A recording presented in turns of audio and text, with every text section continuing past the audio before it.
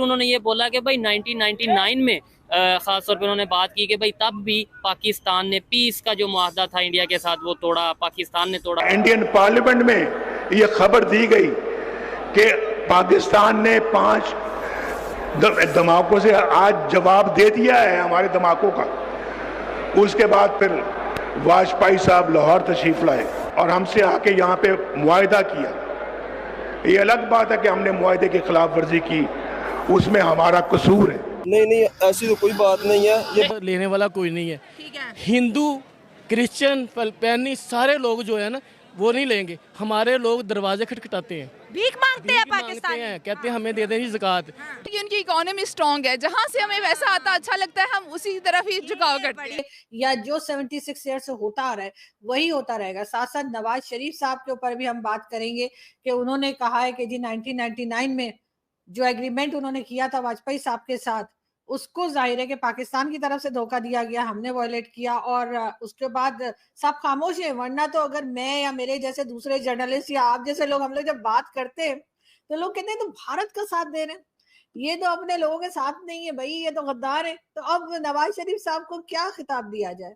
नवाज शरीफ साहब जब 1990s में प्राइम मिनिस्टर पहली दफा बने थे, अगर लेट्स सपोज तब से लेके आज तक वही चलते आते या मतलब स्टेबिलिटी रहती पॉलिटिकली, तो क्या पाकिस्तान की हालत बेहतर होनी थी? पाकिस्तान में डॉलर 50 रुपए 40 रुपए का होना था। और इस तरीके से देखें, पॉलिटिकल स्टेबिलिटी अगर कोई भी, अगर आप किसी भी पार्टी को देते हैं ना, जैसे इमरान खान को भी अगर आप 5 साल पूरे करने देते ठीक है तो स्टेबिलिटी तो आ सकती थी।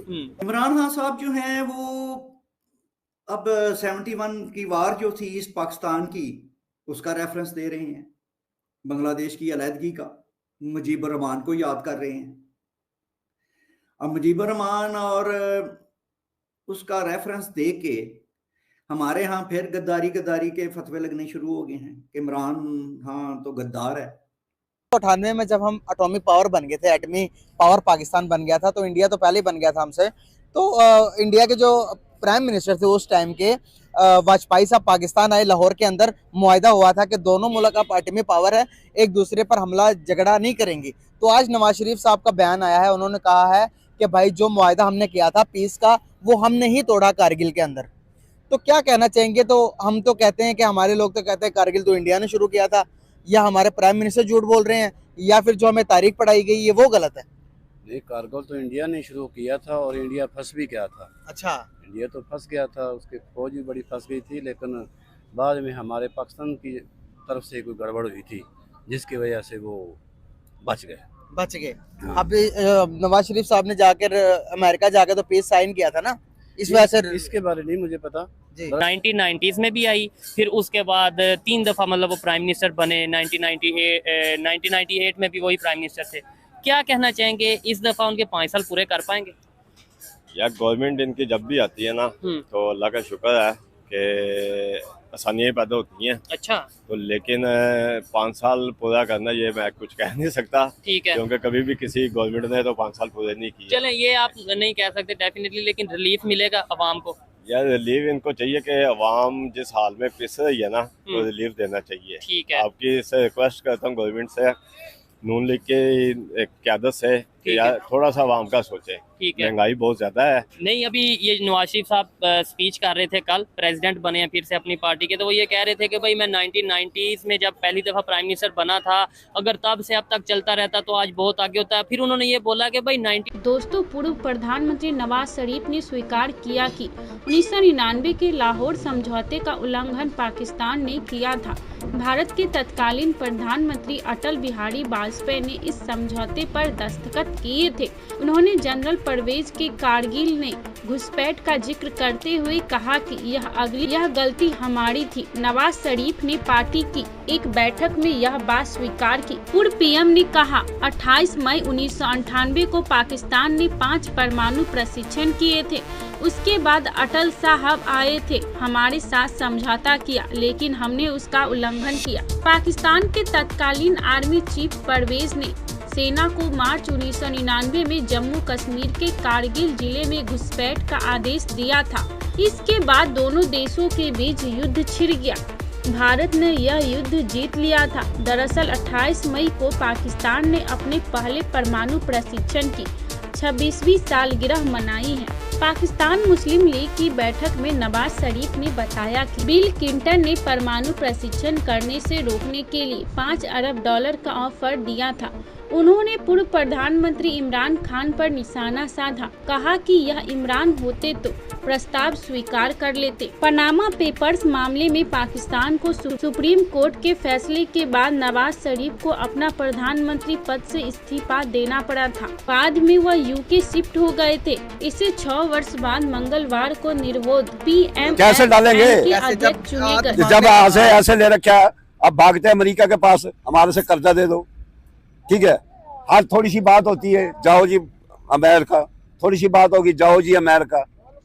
और हमारे दूसरे अमेरिका कहता चाइना के पास जाओ, चाइना दिखाता भाई इंडिया के उसके पास जाओ, अरब के पास जाओ, अरब से लो। हाँ? वो एक दूसरे को दिखा रहे हैं, कोई नहीं रहा। अरबी तो इतने हरामी हैं, वो इतने हरामी है जिनको कहते हैं बने हैं। फिर उसी को उन्होंने एडवांस किया पूरे गुजरात में, गुजरात से भी बाकी सूबों में लेके उसी से वो वज़ीर आज़म बने हैं। फिर वो उस पर खुद कोई करप्शन का कोई आज तक कोई पैसा साबित नहीं हुआ। तो वो सिंपल सा बंदा है, बज़ाहिर ये दिखाया बंदा कि वो है कि अपने हिंदुइज्म को वो प्रोटेक्ट करता है, उसी को वो आगे लेके जाता है। वो हिंदू मज़हब को भी प्रमोट कर रहे हैं और वहाँ मंदिर वगैरह ये वो हर चीज़ बन रही है, लेकिन उनको शायद अगले वक्त में अपनी इकॉनमी इतनी सर्वाइव नज़र नहीं आ रही। सऊदी को अपना सर्वाइवल नज़र नहीं आ रहा। हाँ, हर वक्त हर मज़हब के साथ कॉम्प्रोमाइज़ कर रहे हैं। ये अब अल्लाह जानता है कि बेहतरी क्या है। हेलो फ्रेंड, मैं हूं शाइला खान और आप देख रहे हैं नाइला पाकिस्तानी रिएक्शन। आप देख रहे हैं जी पाकिस्तान के बाजार में रौनकें हैं, लोग निकल आए हैं शॉपिंग पर। और जितने भी मुझे मुसलमान देख रहे हैं, आप सबको रमज़ान और इसके साथ साथ ईद की बहुत बहुत मुबारकबाद। आज दोस्तों जो टॉपिक हम डिस्कस कर रहे हैं वो भगवद गीता से रिलेटेड है। भगवद गीता सनातन धर्म में एक स्पिरिचुअल बुक है जो महाभारत से रिलेट करती है। इसमें बात हम ये करेंगे कि सऊदी अरब के अंदर भगवद गीता की 15 करोड़ कॉपीज अरबी में ट्रांसलेट हुई और उसके बाद वो डिस्ट्रीब्यूट भी हुई। सऊदी अरब का इंडिया के साथ रिलेशनशिप तो बहुत अच्छा है, लेकिन अब हिंदुइज्म और हिंदू कल्चर की तरफ सऊदी अरब का जो खिंचाव है या जो झुकाव है वो बहुत ज़्यादा इस्लामिक दुनिया को जी चुभ रहा है कि मुस्लिम कंट्री, मुस्लिम उम्मा का लीडर हिंदुइज्म की तरफ क्यों जा रहा है। हमारे साथ सर मौजूद है, इनसे बात करते हैं, इनका नाम जानते हैं। अस्सलाम वालेकुम। वालेकुम अस्सलाम। आपका नाम? मेरा नाम जी अनायतुल्ला है। सर क्या करते हैं आप? मैं फायर फाइटर हूँ। अच्छा। और मैं सऊदीया में 2 साल ड्यूटी की है। अच्छा। गवर्नर हाउस में, वो भी मज़ेदारी की बात है। तो मैं हैरान हूँ कि हम मुसलमान हैं, वो मुस्लिम कंट्री है। हाँ। और हमारे नबी हज़रत मोहम्मद सल्लल्लाहु अलैहि वसल्लम की वजह से वहाँ जो रौनकें हैं या वहाँ रहमतें उनकी वजह से है, लेकिन उनके जो करतूत हैं वो हमारी मुसलमानों की झुकाव की तरफ नहीं है। हाँ। वो हमें कहते हैं रफ़ीक। अच्छा। रफ़ीक का मैंने होता है दोस्त। अच्छा। और पाकिस्तानियों को सऊदी रफ़ीक कहते हैं। और रफ़ीक का मैंने दोस्त है। हाँ। आपको भी नहीं पता होगा क्योंकि आपको नहीं पता। नहीं सर, हम कभी गए नहीं है ना। हाँ। और गैर मुस्लिम को, हिंदू को वो कहते हैं सदीक। हिंदुओं को सदीक कहते हैं। सदीक का मतलब है सच्चा दोस्त। अरे वाह, हमें दोस्त और उन्हें सच्चा दोस्त। उन्हें सच्चा दोस्त। हम जैसे कहते हैं ओए इधर, वो ये ओए, और उनको वो जी, उनके लिए जी है।